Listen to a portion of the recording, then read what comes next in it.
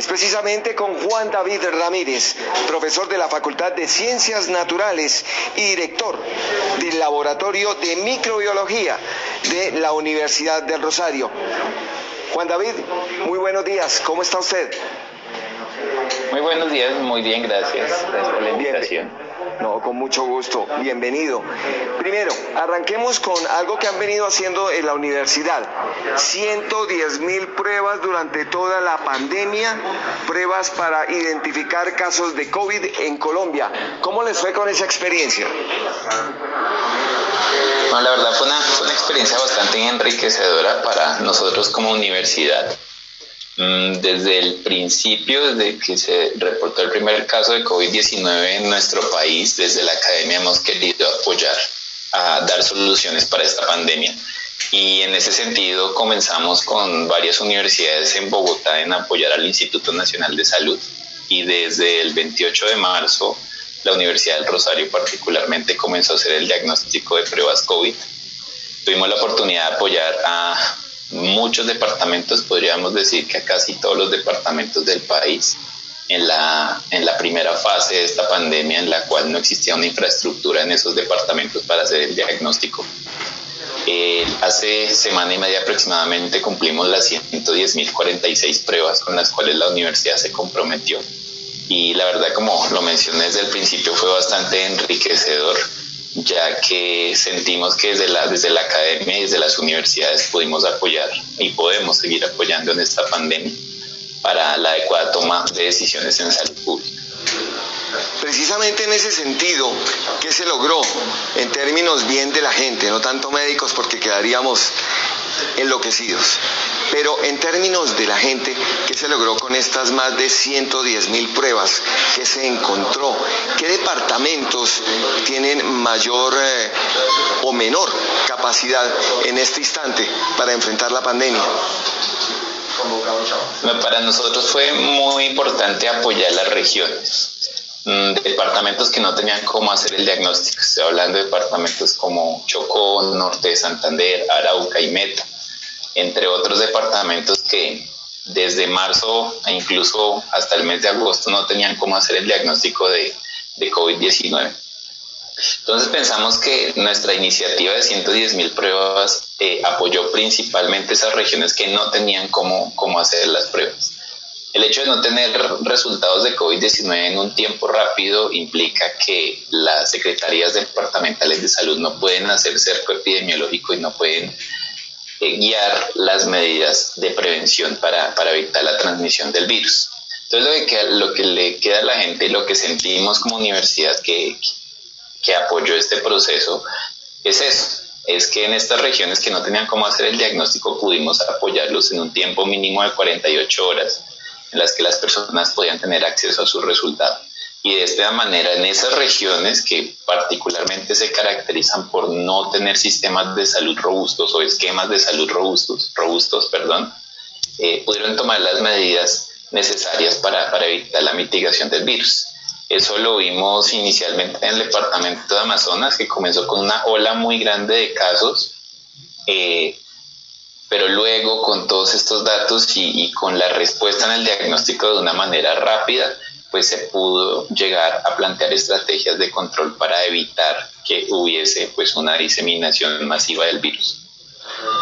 Juan David, vamos al punto ahora, y en ese sentido hay que señalar que de 81 mutaciones del COVID-19 a nivel mundial, circulando 11, por lo menos según los estudios que ustedes han adelantado, 11 están en Colombia. ¿Cómo es ese tema? ¿Qué cantidad de mutaciones hay en Colombia y cómo están distribuidas? Bueno, hicimos un estudio inicial obteniendo la secuencia genética del virus en 88 pacientes de distintos departamentos del país. Y en este estudio encontramos que en Colombia están circulando 11 tipos del virus distintos. Donde hay un tipo del virus que es el más frecuente, se podría decir que el 70-80% de las personas están infectadas con este virus. Este tipo es un tipo viral cosmopolita, o sea, se ha descrito desde el primer caso en Wuhan, en China, hasta los últimos casos aquí en Sudamérica. Los virus normalmente mutan muy rápido y el coronavirus 2019 no es la excepción. Entonces estamos actualmente enfocando nuestros esfuerzos a conocer más sobre las variantes del virus que están circulando en nuestro país. Hicimos una descripción de 11 solo con 88 pacientes, pero pues hemos ampliado el número de muestras y lo que hemos encontrado es que están circulando más variantes de las que habíamos reportado. Pero es normal que en el país se reporten, que en un país o en una zona geográfica se reporten múltiples variantes del virus. Pero lo que hay que resolver en sí son las características intrínsecas de este virus. ¿Qué quiere decir eso?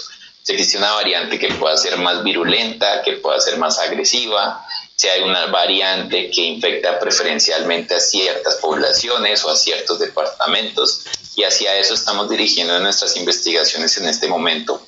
Apoyamos al país con estas 110.000 pruebas y pues ahora el trabajo es a entender en las personas que diagnosticamos como positivas qué tipo de virus tiene y ese virus cómo o qué características epidemiológicas tiene, porque pensamos que con estos datos se puede dar una mejor respuesta en términos de la vigilancia a alta resolución de la enfermedad en el momento. A pesar de que estamos en una meseta epidemiológica de la transmisión, no hemos bajado el pico, así como pues, muchas personas piensan que ya no estamos en el pico de la enfermedad. Estamos en una meseta epidemiológica y hay que entender si esa meseta se mantiene, si va a bajar, si va a subir, y esa información también la podemos tratar de predecir con las variantes genéticas del virus. Juan David, esas 11 mutaciones ¿han bajado la intensidad o la fuerza del virus como tal o han acrecentado su peligrosidad? Se lo pregunto desde esta óptica, que es de una persona que no conoce absolutamente nada de términos médicos, y así nos pasa pues a muchos, por eso se lo pregunto en términos bien prácticos. De esas 11 mutaciones, ¿hay muchas que puedan ser peligrosas y en qué sitios del país? Hay una de ellas que se ha asociado con una mayor infectividad, o sea que tiene la capacidad tanto de transmitirse más rápido e infectar más fácil a las personas. Esa mutación la hemos encontrado aquí en Colombia, la hemos encontrado en Cundinamarca, la hemos encontrado en Valle del Cauca, la hemos encontrado en el departamento del Amazonas, también la hemos encontrado en Norte de Santander, en el departamento del Meta. Entonces es una mutación que hemos encontrado en distintos departamentos del país. Esta mutación se reporta más o menos desde junio de este año y empieza a dispararse esa variante viral en particular en casi todo el planeta. Entonces tampoco es para alarmar a la gente de que en Colombia esté circulando una variante con mayor capacidad de transmisibilidad, pero sí es importante que que veamos la importancia de entender más las secuencias genéticas del virus y cómo hacerle un seguimiento a las variantes que están circulando en el país pueden ayudar a tomar mejores decisiones en salud pública. Entonces, en distintas partes de Colombia hemos encontrado esta mutación, pero ahora debemos entender más sobre esta mutación. ¿Requiere algún tipo de escenario distinto, de formulación distinta, el cambio de mutación, o siempre hay un tratamiento igual? Es una excelente pregunta porque es algo que no sabemos en la actualidad.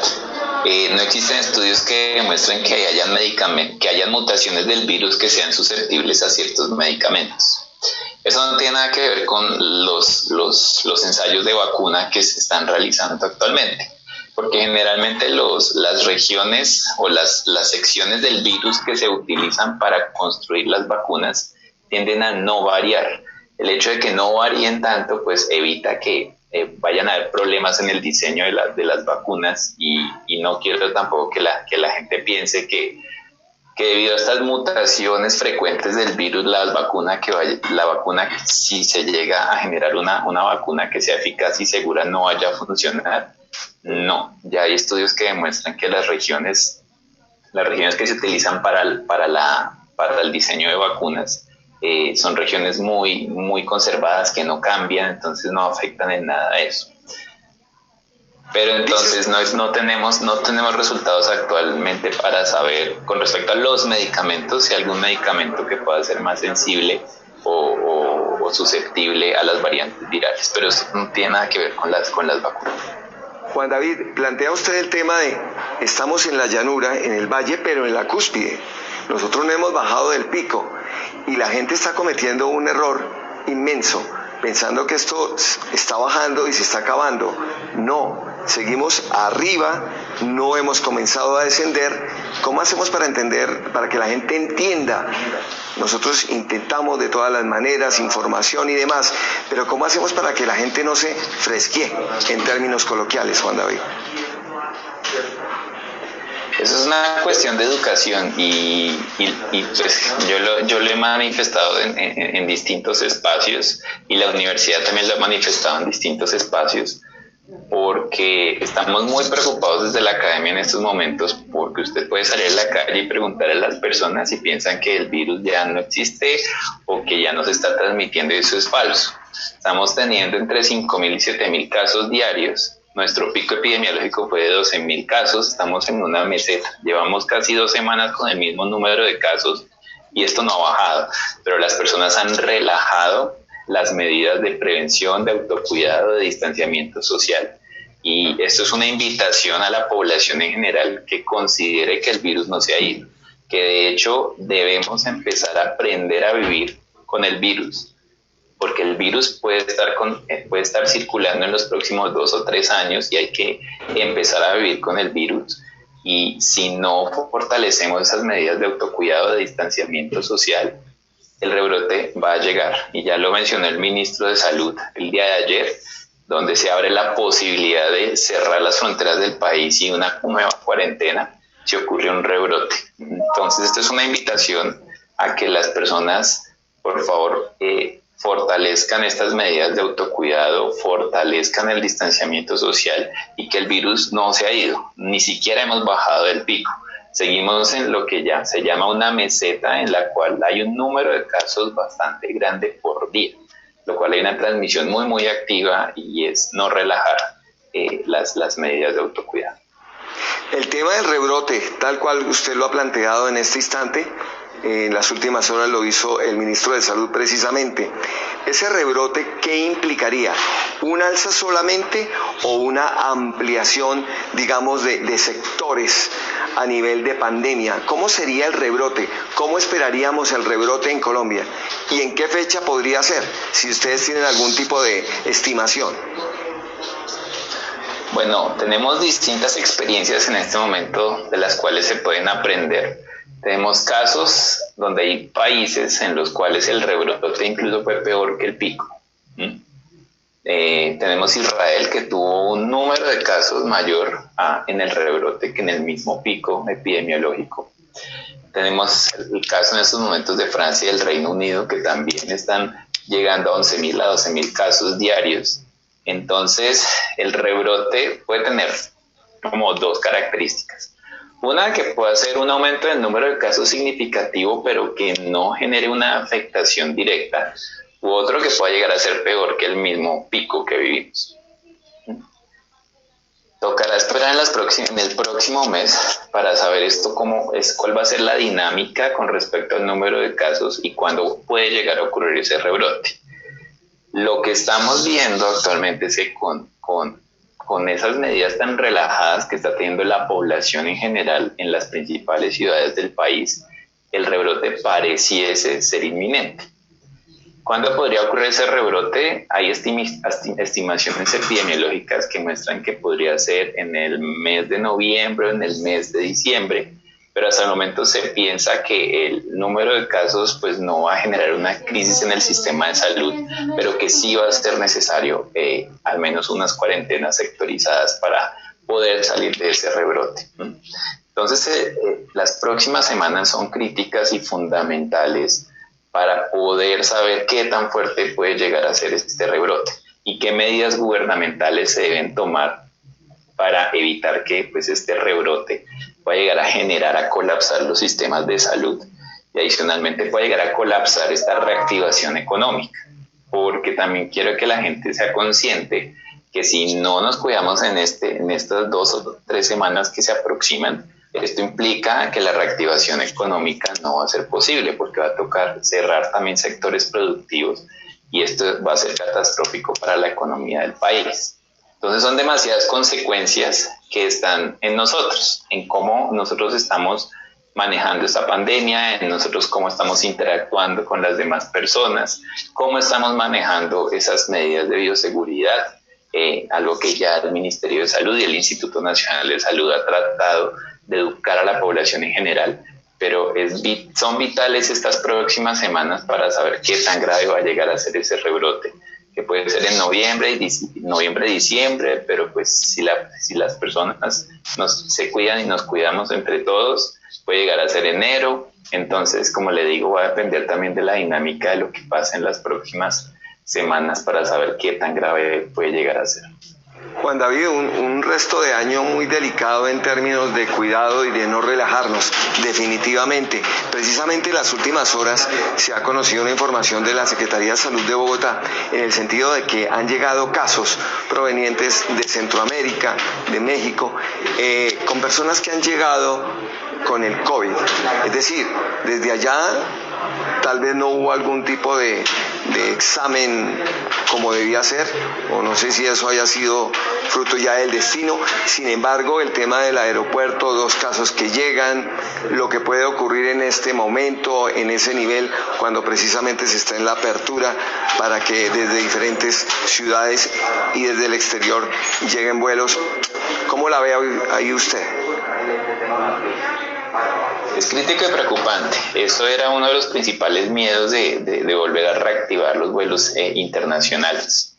De hecho, nuestros estudios de la secuencia genómica muestran que el virus tuvo un ingreso masivo, particularmente por países europeos y Estados Unidos. Entonces fueron esos viajes y que el gobierno se haya demorado tanto en cerrar las fronteras los que también generaron esa gran cantidad de variantes que actualmente tenemos en el país. Pero el hecho de que ya estemos observando este tipo de situaciones en las cuales en los vuelos internacionales se están coloquialmente colando personas que están positivas para COVID, pues es gravísimo, porque ¿eso qué quiere decir? Que pueden estar ingresando nuevas variantes del virus o que dentro del mismo vuelo comercial pues haya una transmisión masiva del mismo. Entonces, a pesar de que se le está pidiendo la prueba de COVID a la persona antes de ingresar al país, pues consideramos, y es una opinión muy personal, pues que no es suficiente para garantizar ese ingreso. A pesar de que a algunas personas se le está sugiriendo hacer su cuarentena de 14 días una vez llegue de cualquier país en el extranjero, hay que buscar medidas mucho más estrictas pues para evitar que nos pase lo mismo que pasó al comienzo, en el cual el hecho de que el gobierno se haya demorado tanto tiempo en cerrar las fronteras lo que generó fue una introducción masiva de variantes del virus. Y ahora pues tenemos este caso de los vuelos internacionales y de esta reactivación de los vuelos que puede llegar incluso a favorecer también este rebrote del cual les hablo en el mes de noviembre-diciembre. Entonces en sí es que el gobierno toca buscar la manera de que sí tenemos que hacer una reactivación económica y también reactivar los vuelos tanto nacionales como internacionales, pero ser más estrictos en ese ingreso de personas del extranjero, porque pues eso también puede llegar a ser crítico en términos de transmisión y aumento del número de casos. Sería como un reactivación versus restricciones. Y en ese sentido también le digo, un par de medidas que se podrían tomar para cortar de tajo ese tema, Juan David. Además de la petición de que la persona haga la cuarentena, nadie le garantiza a uno que la persona esté esos 14 días guardada. Muchas veces vienen por negocio, no se van a quedar 14 días para hacer el negocio en el día 15. Bueno, pasan 1000 cosas. Un par de medidas que habría que tomar de inmediato. medidas como las que hacen algunas aerolíneas estadounidenses, hacerle prueba a todas las personas que se suben al avión. United, por ejemplo, lo que hace son pruebas de antígeno a las personas que van a ingresar al avión. Obviamente esto es muy caro para las aerolíneas, pero pues sería la mejor manera, la mejor estrategia de saber si la persona que está viajando es positiva o no. Entonces, esa sería como una de las medidas que uno podría llegar a sugerir, donde las aerolíneas también se preocuparan un poco más sobre el estado de salud de sus pasajeros y si están infectados con el virus o no están infectados con el virus antes de comenzar su operación. Esto es un punto crítico que ya algunas aerolíneas, como lo mencioné, estadounidenses y europeas han implementado y ha sido eficaz. Entonces, pues la invitación sería también a eso, porque pues se le está pidiendo a las personas una prueba de COVID en las últimas 48 a 90 horas, pero pues, ¿qué pudo pasar? La persona se había infectado en ese lapso antes de tomarse la prueba o cualquier otra situación pudo haber pasado. Hay pruebas que solo detectan el virus en ciertos días, me refiero a las 48 horas de haberse infectado, versus otras que detectan el virus a los 10 días de haberse la persona infectado. Entonces son muchas variables que hay que manejar y hay que ser un poco más estrictos pues para evitar esta diseminación debido a la apertura de los vuelos internacionales. 11 de la mañana, 51 minutos, ha dejado Juan David Ramírez, profesor de la Facultad de Ciencias Naturales y director del Laboratorio de Microbiología de la Universidad del Rosario, sobre la mesa. Una, el rebrote, que casi que será inevitable en los meses de noviembre y diciembre. Sin embargo, en lo que queda de este mes de octubre, la situación delicada y hay que seguirse cuidando, no relajarse. Eso es absolutamente vital en estos momentos. Y adicionalmente, dice usted, las mutaciones ya no son 11 en Colombia, son un poco más, de acuerdo a esos estudios que ustedes han adelantado. Así que tenemos que ponernos literalmente las pilas y estar muy atentos, porque estamos todavía en la parte alta, no hemos dejado la pandemia de manera alguna, y esta es la recomendación que nos hace precisamente Juan David Ramírez aquí en Noticias Caracol Ahora. Juan David, muchas gracias y seguramente lo vamos a estar molestando para que nos entregue más ideas y más cosas para poner en práctica durante este periodo que aún, repetimos, no finaliza. Muchas gracias, Juan David. Muchas gracias a ustedes por este espacio. Y a ustedes muy amables por su atención. Seguimos con la programación en Noticias Caracol Ahora. Muy buenos días.